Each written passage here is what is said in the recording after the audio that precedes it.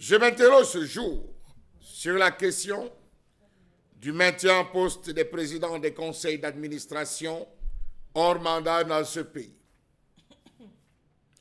Dans le souci de renforcer la bonne gouvernance et d'accroître la performance des entités publiques camerounaises, les lois numéro 10 et numéro 11 du 12 juillet 2017 ont institué le principe de rotation systématique des dirigeants, fondé sur l'idée que la prolongation indue des mandats peut entraver considérablement la prise de décision et être un frein à l'innovation tant recherchée et convoitée par le gouvernement. Ce mécanisme législatif fixe un mandat maximal de 6 ans, soit 3 ans renouvelables une seule fois, sous réserve d'une évaluation positive pour les présidents du conseil d'administration et les membres du conseil. Un mandat de 9 ans pour les directeurs généraux et les adjoints, soit 3 ans renouvelables 2 fois. Cette limitation poursuit un double objectif.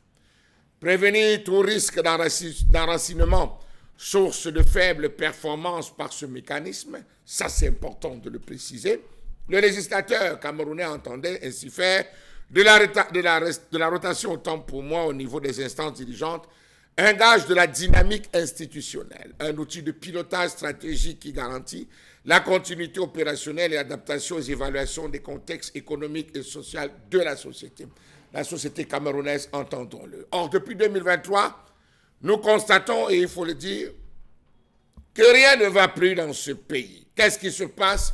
Le Cameroun est dans un état de latence, comme si le gouvernement camerounais ou alors celui qui pilote l'état du Cameroun avait consommé des barbituriques, dans ce sens que la progression semble s'être légitimement de l'avis de ceux qui sont dans le secteur qu'ils considèrent comme normal, véritablement engagés.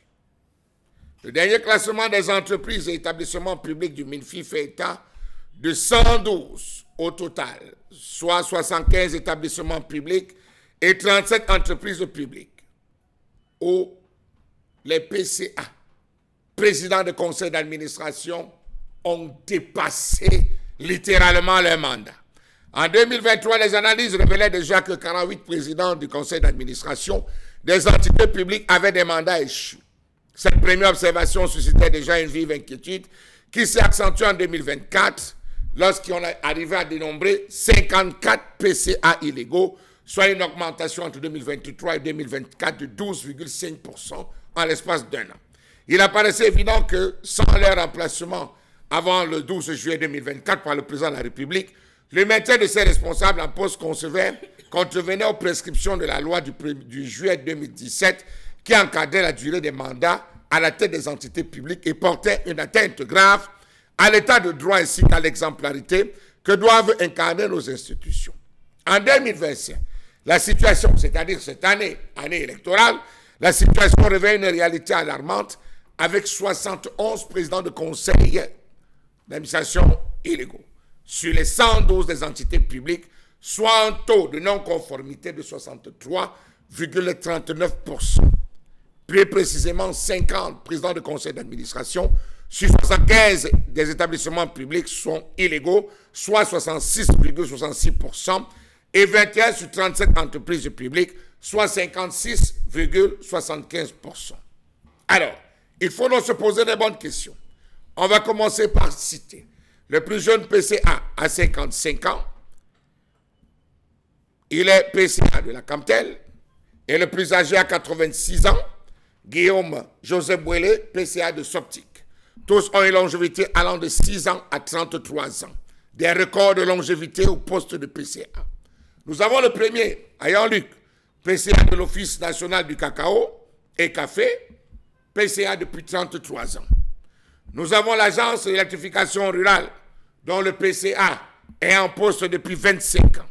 Nous avons le PCA de la mission d'études pour l'aménagement de l'océan, MEAO, en poste depuis 25 ans. Nous avons le PCA de l'Institut de recherche médicale des études et des plantes, d'études des plantes médicinales, IMPM, en poste depuis 23 ans. Nous avons le PCA du Crédit foncier du Cameroun, en poste depuis 20 ans. Je tiens à préciser que tous sont des cadres. Pour la majeure partie, sont des cadres de la haute administration. Nous avons le PCA du Bureau central des recensements et des études des populations, BUCREP, en poste depuis 20 ans. Nous avons le PCA de l'Institut national de la statistique, en poste depuis 19 ans.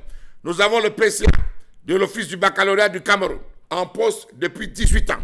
Nous avons le PCA de l'Autorité de sûreté radiologique et de sécurité nucléaire, ASRAN, en poste depuis 18 ans. Comment nous comprendre cette façon de fonctionner lorsqu'à côté de cela, nous avons des cumuls quand même qui interrogent. Ministre, PCA, de Mekin Hydroelectric Development Corporation depuis 14 ans. PCA de la CA depuis 7 ans.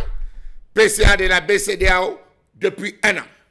Nous avons un ministre, PCA de l'Autorité de sûreté radiologique et de la sécurité nucléaire, en poste depuis 18 ans, et de l'IRGM depuis 7 ans.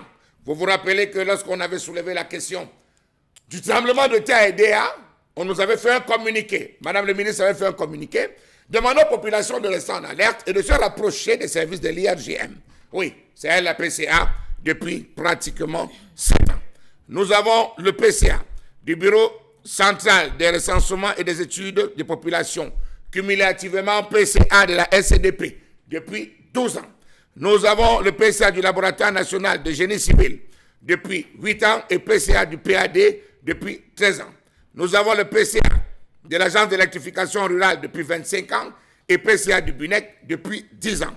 Voilà des cumuls. PCA de la MIRAP depuis 15 ans, PCA ENEO depuis 15 ans et par égard secrétaire SGPM, secrétaire du Premier ministère. Donc vous vous rendez compte que voilà comment fonctionne ce pays. On a appelé donc à se demander, mais où est-ce qu'on est en train véritablement de foncer?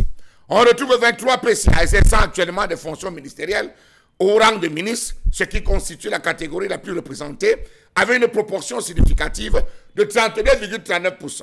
À l'intérieur, nous avons 5 gouverneurs PCA, 3 secrétaires généraux du ministère PCA, 2 directeurs généraux, 2 chargés de mission à la présidence de la République PCA, 2 conseillers du secrétaire général, 2 conseillers du secrétariat général du RDPC, un opérateur économique, 2 coordinateurs nationaux, un pasteur, une avocate, un secrétaire permanent, un ancien ministre, un ancien directeur général, un secrétaire général adjoint, 2 secrétaires généraux d'organisations privées, un président du Conseil économique et social, un membre titulaire du Conseil supérieur de la magistrature, un professeur émérite, 2 directeurs. Alors, vous vous rendez donc compte que depuis des années, c'est les mêmes qui sont là. À quelques exceptions près, depuis des années, c'est les mêmes qui donnent l'impression de bosser, tandis que le jeune qui est rentré il y a 18 ans devrait en principe avoir la latitude dans le profil de carrière d'aspirer lui à se retrouver à ces différentes fonctions, à ces nobles fonctions, peut-être par cooptation, peut-être par mérite, mais là au Cameroun, chez nous, ils sont bien installés, confortablement installés, au mépris des textes, au mépris de la loi, au mépris du respect même des Camerounais. Ainsi va la République. Bon appétit.